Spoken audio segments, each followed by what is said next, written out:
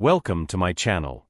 This is the story of Mary Thompson, a tale of American folklore, mysterious crimes, and many other topics. I invite everyone to join me for today's story. In the time of the frontier days, the Smoky Mountains stretched across Tennessee, east of the Cumberland Plateau, west of the Cherokee Ridge, overlooking 72 peaks, all filled with breathtaking scenery. 5 descendants of pioneers claimed this land. Redstone Smoky stood as a sacred peak, a hub for travelers and traders on the mountain. Log cabins with steep, shingled roofs, clearing the summer heat, the scent of pine feeling deeply refined. Among the 72 peaks, Bear Ridge Summit was the most famous. At the time the 5 ranges were settled, walking the trails felt a little chilly. The narrow mountain path that Ben Gallagher once trod was gifted with a slate stone road by pilgrims. Along that stone path, a girl of 17 or 18 appeared, shoulders burdened with a heavy load. The young woman wore rough homespun cloth, her face smudged with soot, her hair thick like a mat of woven straw under the weight she carried. The girl's long black hair shone faintly with a rare rosy hue. When she spotted the familiar little cabin, her tense face softened just a bit. She set down her burden and wiped the sweat from her brow. But the more she wiped, the blacker it got. This place sat halfway up Bear Ridge Summit. 2 log cabins nestled in a grove of cedar trees. A simple fence of split logs formed a modest yard, the cabin door slightly ajar. The soot-laden girl pushed it open. She placed her heavy load in the western room, a storage space. Piles of charcoal were covered with dry grass, kept safe from dampness. It was already past noon, but no smoke rose from the chimney yet. The girl headed straight to the kitchen hearth, setting a pot of rice over the fire. Mary went to the water barrel nearby, scooping clean water to wash her face. Afterward, she peered at her reflection in the water. Though not a stunning beauty, she carried the unique charm of a humble mountain family. It turned out the black smudges on her face were intentional. Once washed away, her true features emerged. Mary Thompson stepped quickly to the eastern room's door. She tilted her head, listening for sounds inside. A faint snoring drifted out. Only then did she tiptoe in softly. The cabin's interior was simple. Everything made from local materials. Cedar chairs. A cedar table. The house split in 2 by a plain wooden screen. Behind it lay an older woman.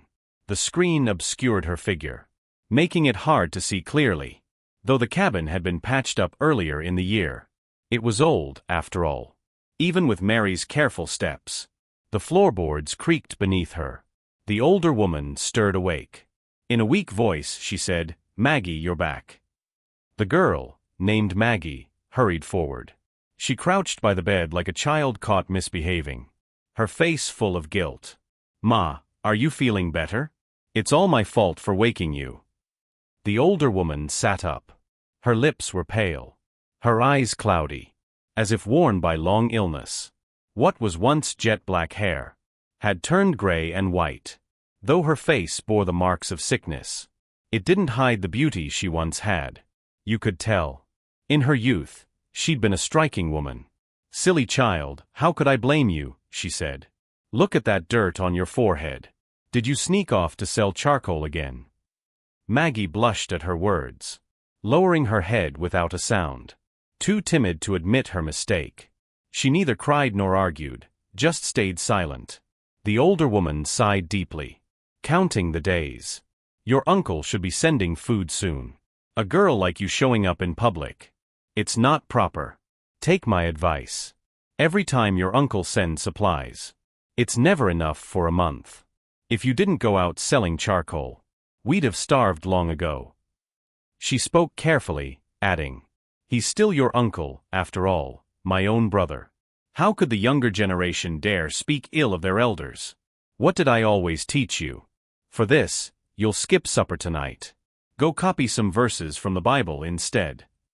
The girl, flustered, stormed over to a cedar chest, rummaging for a pen and paper, deliberately making noise in protest. She shook her head to herself. A bitter ache welled up in her chest, stinging her eyes. But after years of tears, she'd long since run dry. The spirit bear, roused from its stupor, lurched upright.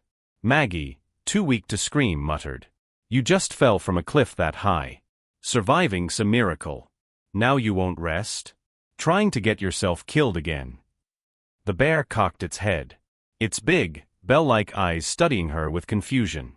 Maggie's reflection shimmered in its gaze.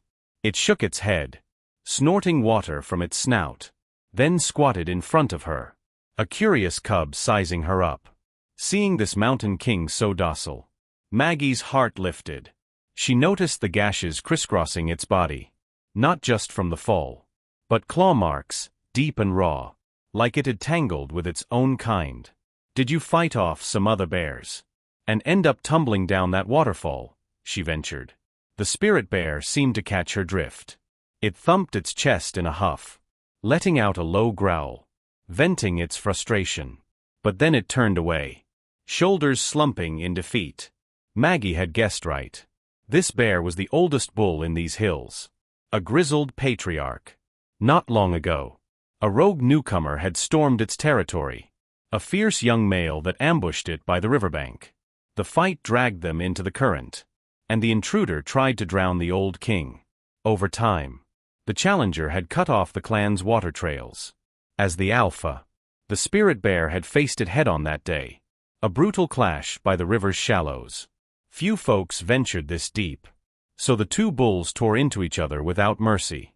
The rogue had the high ground, pinning the old bear down, battering it till it couldn't fight back. The king was nearly dragged under to drown, but it knew the falls lay ahead, a jagged drop. Seizing a moment when the rogue slipped, it rolled free and plunged over the edge to escape. The bear had survived the fall, but victory eluded it, leaving it brooding in solitude. Maggie stood and patted its flank. "Those cuts are deep," she said. "If you don't tend them, they'll fester. Why don't you come back to my place? I'll find some herbs to fix you up." The bear tilted its head at her kindness. Nodding meekly, it lumbered after her toward the cabin. Clara Jennings had been pacing at home, worried sick over Maggie's long absence. She stood on the porch steps, and when she saw a black bear trailing her daughter, she nearly fainted. Maggie rushed forward, breathless, explaining it all, easing her mother's fears. "You reckless fool," Clara scolded. "Running off into the deep woods like that. What if you'd gotten hurt?"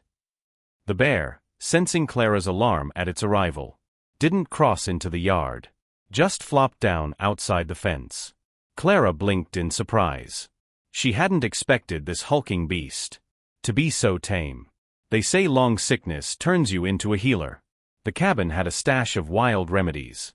Maggie hadn't studied medicine proper, but tending to her ma over the years, she'd pored over old herbal guides, learning tricks to ease pain. So, she mixed a poultice from the stores, slathering it on the bear's wounds. The cedar grove nearby was a buffet for a bear. Plenty of grubs and berries to scavenge. Truth be told, it wasn't just healing up here. It was living the good life. In her spare time, Maggie'd take the bear out for some fun. Back in the day, she'd eyed beehives up in the hollows. Sweet honey just out of reach, guarded by stinging swarms.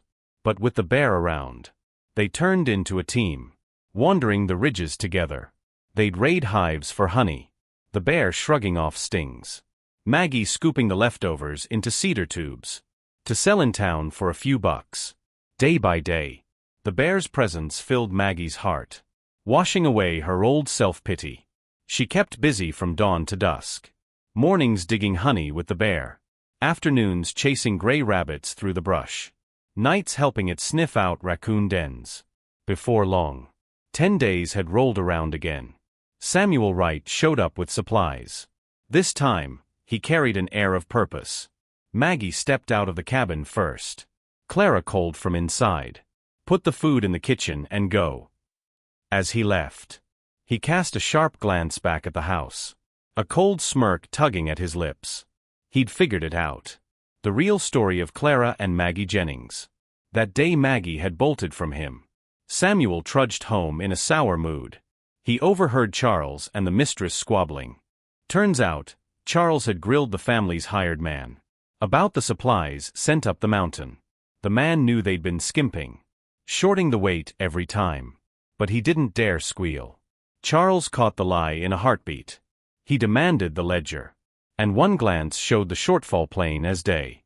"She's my sister," he roared. "How could you treat her like this?" Fury got the better of him. He hunted down the mistress and let her have it. For years, while Charles nursed his illness, she'd ruled the roost unchecked. Getting chewed out by her husband lit a fire in her. "They're kin to criminals," she snapped back. "We took 'em in out of pity. What more do they deserve?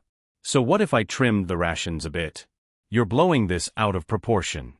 Missing a meal or two won't kill 'em." Truth was, she'd been itching to put Clara in her place. Years back, she'd angled for a favor from Clara's in-laws. A cushy post for her own family. But Clara shot it down, leaving the mistress humiliated in front of her kin. Samuel, eavesdropping outside, pieced it together. The mother and daughter up the mountain were Charles's sister and niece, fugitives from justice. He'd heard whispers before. Clara Jennings, once tied to the Grayson clan of Long Hollow, had been caught up in that Taiping mess, a death warrant hanging over her. He slipped away from the Jennings house, mind racing the whole way back. How could he use this? No clear plan yet. He'd play it cool for now. He fought the urge to charge up to Maggie's retreat, biding his time for the next delivery. But when he got there, Maggie wasn't around. No way he'd let this chance slip. So, Samuel tracked her down to a spot she frequented. Sure enough, there she was in a cedar thicket, filling tubes with honey. "Maggie," he called, stepping forward. "So this is where you've been." Maggie jolted, looking up in alarm, seeing Samuel's smug grin. She shot back, "Didn't I tell you last time? We're done, don't come around anymore." Samuel bristled at her cold shoulder. A spark of anger flared in his chest. "You, a fugitive wanted by the law, dare to put on airs? What, you think you're still some highborn lady?" His tone flipped. Gone was the gentle mask. He sneered at Maggie. "Don't toast me with wine and then spit it back. I know who you and your ma really are.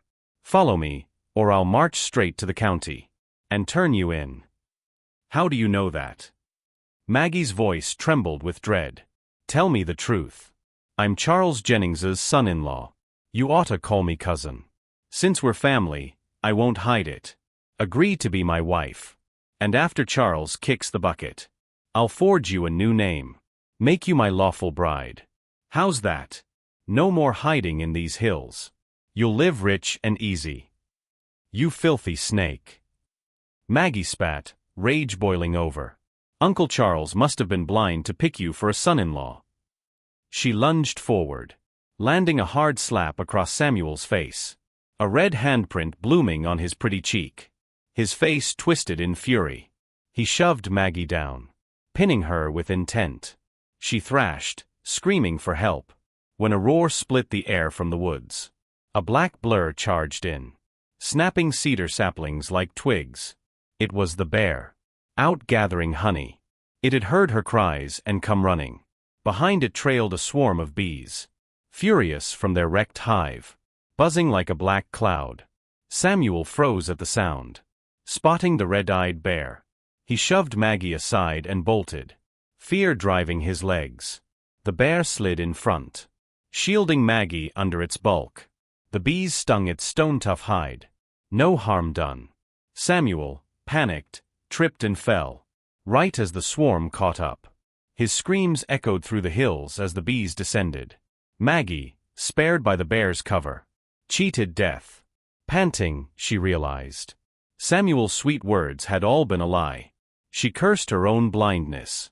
If the bear hadn't shown up, the consequences didn't bear thinking. Regret hit hard. She should have heeded Ma's warning to steer clear of him. Samuel Wright was kin, married to her cousin, no less. How could he stoop so low? The more Maggie thought, the sadder she got. She pounded the bear's heavy arm, sobbing loud and raw. The spirit bear tilted its head, listening to the grief pouring out of her. When Maggie finally cried herself to sleep, It gently scooped her up, carrying her back to the yard with care. Time blurred. Clara shook her awake later, worried over her daughter's long absence. She'd opened the door to find Maggie, curled up in the bear's arms, the beast sitting still as stone in the yard. These past few days together had shown Clara the bear's gentle side. She let her wariness fade, seeing tear streaks on Maggie's face. She knew her girl had been crying, fretting she'd catch a chill. Clara roused her. Maggie jolted from a dream, one where her long-lost pa sat by her bed. He spoke soft. "A few days from now, your aunt'll come pushing a match. Watch yourself, girl. Get your ma out quick." She tried to ask more, but Clara's nudge pulled her awake. Maggie spilled the dream to her ma. Clara's face went pale. She mulled it over. The mistress, at odds with her for years, wouldn't play matchmaker out of the blue. It had to be a trick. She brushed it off as just a dream. That night at supper, Maggie and the bear wandered the yard. "Out of nowhere," she said, "Blackie, it's real good having you around. If you were a man, I'd marry you for sure." The bear froze mid-step. Thunder rumbled in the sky, its eyes locked on the horizon, like it had settled on something big. It reared up, muscles bulging like granite, a caged beast breaking free. It gave Maggie a long, deep look, then ignored her calls, charging toward the river. On the way, it yanked up a locust tree, roots and all, and hurled it like a spear toward the crack of lightning. Turns out, the rogue bear was back, lurking by the riverbank. The spirit bear roared in, clashing with its old foe. Thunder crashed. Lightning struck the river, electrifying the water like a net of sparks. Fish and shrimp fried to cinders in an instant. A storm brewed fast. Maggie had to duck back home. Rain in these mountains comes quick, winds howling through the hollows. But the little cabin stood apart, a pocket of calm in the chaos. While the world outside raged, the yard caught only a drizzle. The downpour lasted a day and a night before easing. Maggie, fretting over the bear, hiked down to the river at first light. The banks were a mess. No sign of Blackie. She scoured the woods for hours, but its tracks were gone. From then on, Maggie's spirit dimmed. Every rustle outside had her hoping it was him. 5 days later, footsteps crunched beyond the fence. It was the mistress. Samuel right in tow. He'd been stung bad by those bees. Head swollen like a hog's. Words slurring into mush. The mistress had a purpose. She wanted Maggie wed to Samuel as a second wife. Clara Jennings heard her out and flared up.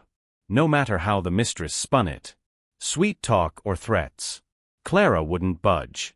"Don't bite the hand that feeds you," the mistress snapped. "With you two in this fix, who'd dare take Maggie later? Best she wed Samuel now while she's young. Branch out the right line for us." She strutted her case proud, explaining why she'd pimped out her son-in-law. It wasn't by choice. Sarah Jennings, hitched to Samuel for years, couldn't bear a child. Doctors, plenty of them, said her body was too frail to carry, while Charles still breathed. Samuel didn't dare cross the mistress or her daughter, but if he ever took over, say, marrying some unknown gal, the mistress and Sarah's place in the family'd be shaky. So she'd set her sights on Maggie. First, the girl had no one to back her. Easy to control. Second, if Maggie ever stepped out of line, they could dangle her real identity over her head. Samuel never dreamed this sweet deal would land in his lap. He'd been stalling at home, playing coy, making the mistress feel she owed him bigger.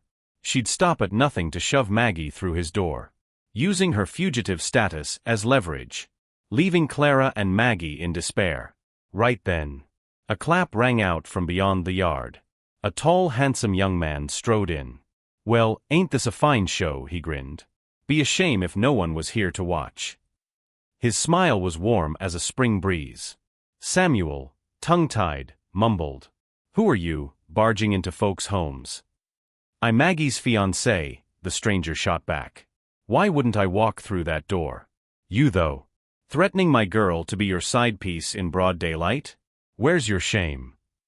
Clara glanced at Maggie. Eyes asking what was going on. Maggie'd never laid eyes on this guy. But somehow, she felt like they'd known each other forever. Without thinking, she blurted, "Honey, you're right on time. These lowlifes don't know manners. Stirring up trouble here. Help me run him off." The young man's eyes twinkled with a laugh. He stepped up to the mistress. No words wasted. And dropped her two hired hands flat with a quick move. The mistress, caught solo, stumbled back. "Fine," she hissed. "If you've got another man lined up for life. The Jennings cut you off from here on out. Not a single grain of ours'll come your way." She turned to storm off. But Maggie called out, "Auntie, I've got something to settle with you." Samuel flinched, lunging to stop her, only to get blocked by the stranger. Maggie paused, then let it rip. "That day in the woods. He tried to force me." Harboring filthy thoughts. She laid out Samuel's scheme bare. The mistress, though she'd shielded her son-in-law, was sharp as a tack, and loathed being played. Now she saw how he'd got those bee stings. Disgust mixed with dread.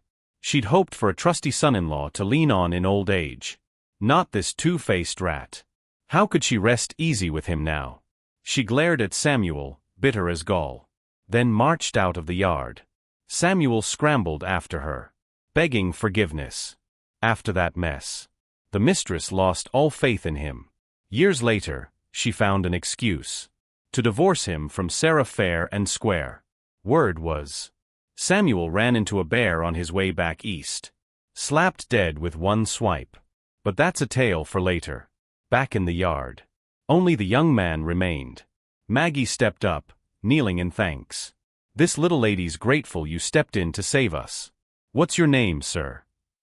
"Last name's Bear," he said. "First name's just Black. Black Bear." Maggie's heart skipped. A pang of nameless sorrow hit her. Black Bear caught her shift, clasping his hands. "I'm a wanderer, son of a trapper.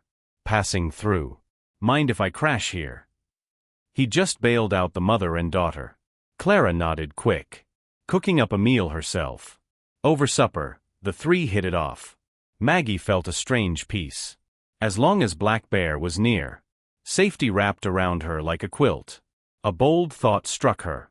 3 rounds of cider in. She piped up.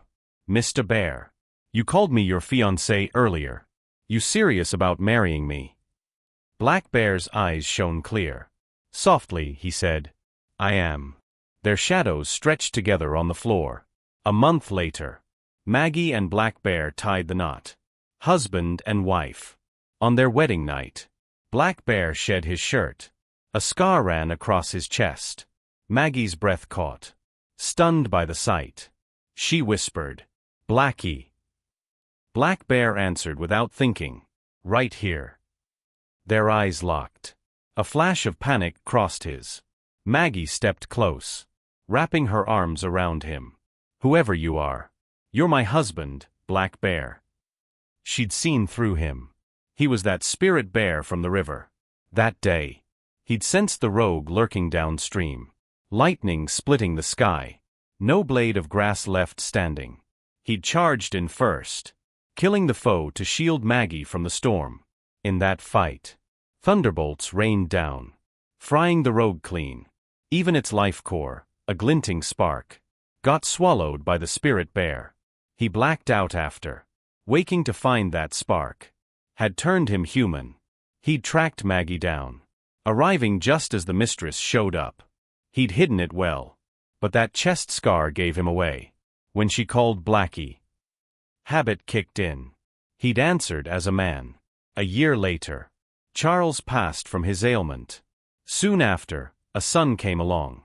Black Bear gave him Maggie's family name, Jennings. With war brewing across the land, they named him Grant, hoping he'd grow strong and just. Grant took to fighting young. Read up on soldiering, but kept a straight heart, always scrapping for what's right. When he came of age, Black Bear took Maggie and vanished into the hills, their trail lost to the wild. Maggie was a good soul. She'd saved that bear from the river's jaws. nursing it back home. Between her and Black Bear, it was give and take. She patched his wounds, and he mended her broken spirit. Folks say everything's got a soul. Black Bear knew a debt when he saw one. He showed up right when she needed him, thwarting the mistress and Samuel's schemes, keeping their claws off her. What a stroke of luck. Good and evil get their due. Samuel and the mistress's dirty deeds caught up. Costing em everything. A fitting end, that. In the story, Maggie dreamed of her pa in Black Bear's arms. Some call it chance. I don't buy it. A father's like a mountain, deep as a river. When a child's in danger, he's the first to stand tall. That's how a pa loves. From Maggie's life. Do good. Heaven's got your back. It proves the old saying. Kindness begets kindness. Respect earns respect. Sure, the world's full of wrongs. Good folks sometimes get the short end. But the wicked? They never end well. Just a matter of when the hammer falls. That's the end of our first tale.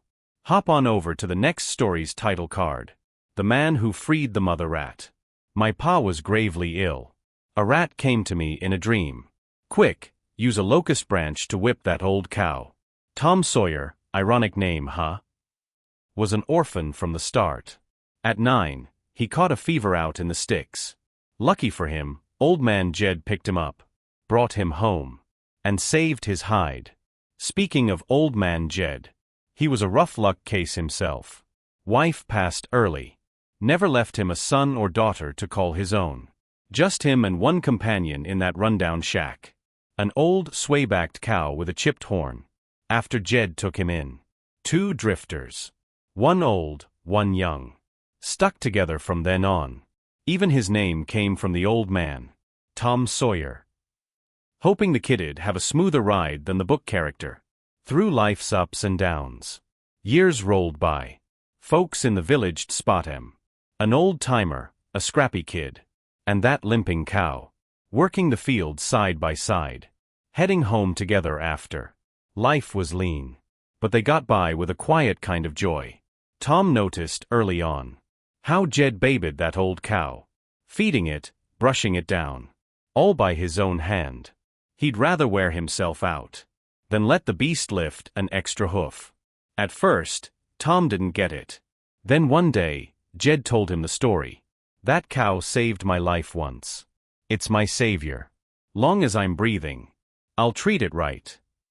Turns out, one summer years back, Jed was out with the cow, plowing by the creek. A flash storm hit. Rain so hard it turned the banks to mud. He was crossing a levee when his foot slipped. The flood swept him off. Just as he figured he was done for.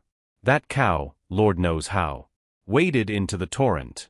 Got close enough for Jed to grab its tail. Clinging on, he dragged himself back to life. Tom took it all in. Moved deep down. My life's thanks to Pa Jed, he thought. I gotta honor him right. That day, Jed woke up feeling off. Tom told him to stay put and rest. He'd head up the ridge himself.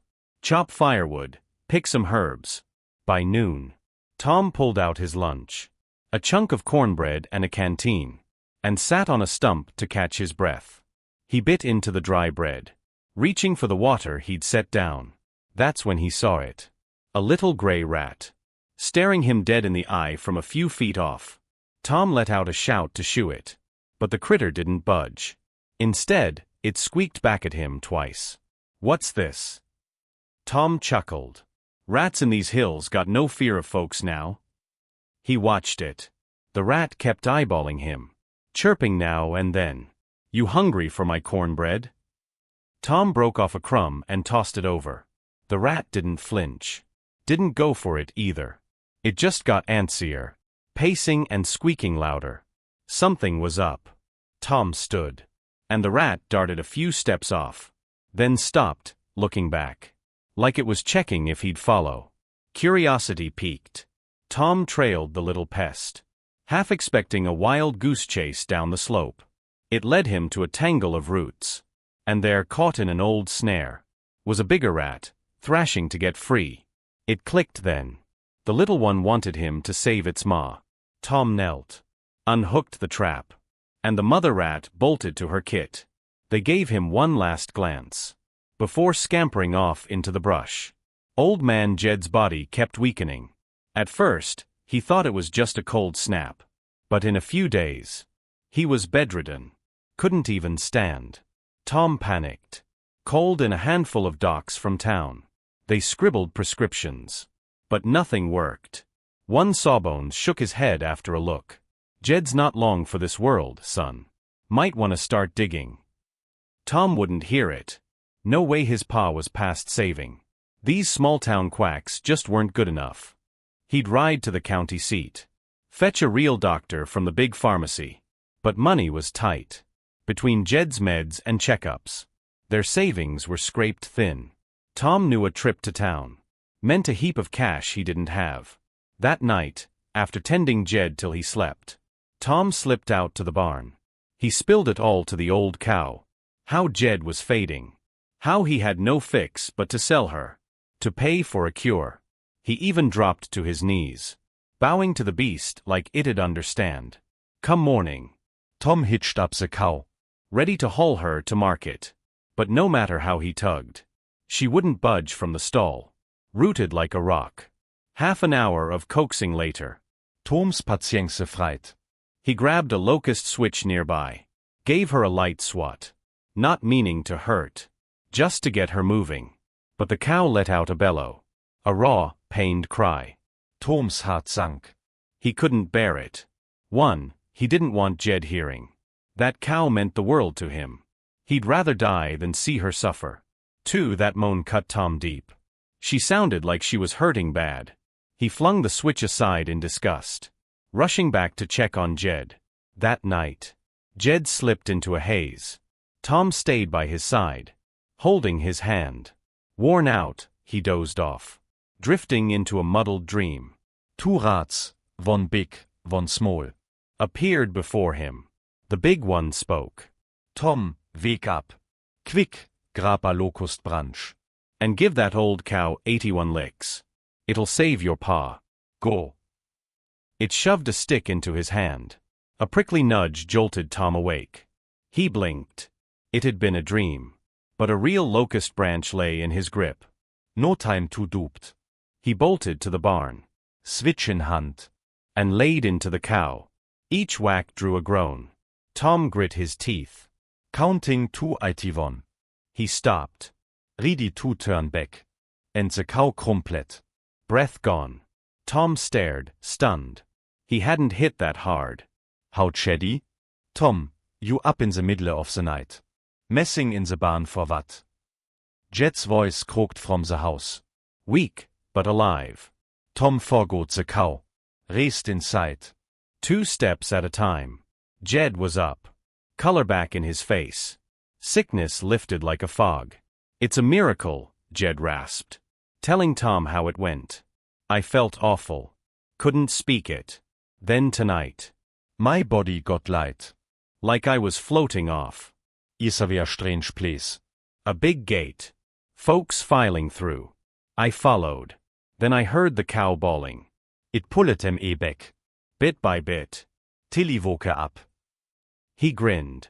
Fed her extra today, didn't ya? Tom couldn't lie. He fessed up. Jed's illness, the wild dream. And how he'd beat the cow dead. Jed went quiet for a long stretch.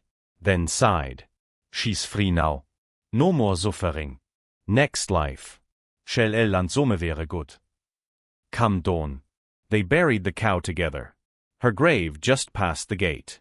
Out by the cow's grave, 2 shadowy figures. A bull-headed giant and a wiry horse-faced fella. Strolled off, chatting as they faded into the distance. This time, I put you trug the ringer on purpose. The horse-face confessed. Thanks, old friend. You took the fall for me. Turns out, way back. Horseface had dozed off on soul-reaping duty. Missed the clock. Riled up the grim judge summit in fierce. Bullhead, feeling for his scrawny partner, stepped up and took the blame. The judge didn't let it slide. Sentenced Bullhead to roam the earth as a cow, toiling till it took 81 licks from a locust branch. To square the debt. Bullhead figured getting whacked as a cow was a sure ticket back. Thought the judge had softened up. But then came the fine print. 81 hits. And it's gotta be locust wood. By the time it got to Old Man Jet's place, Bullhead was on its third go-round as a beast. staring down another dead-end stretch. Horseface couldn't stand it. Watching his buddy suffer again. He'd seen Tom Sawyer give the cow that first swat. Grinning to himself. Only for Tom to chuck the stick and quit. Fed up, Horseface stormed off to a tumble-down chapel nearby. Venting his woes. His big idea? If someone'd help Bullhead clear this mess, I'd owe M1, whatever they want. His rant didn't fall on deaf ears. A pair of rats, holed up in the ruins. Kaukt wer wird. That's what sparked the dream for Tom. Hoping good hearts get their due. A bond worth its weight in gold. Hitere, friend. Here's to a good life. That's the tale done. If you liked what I shared, drop a note below. Don't forget to subscribe and pass it along. Thanks for stopping by. Catch you in the next one.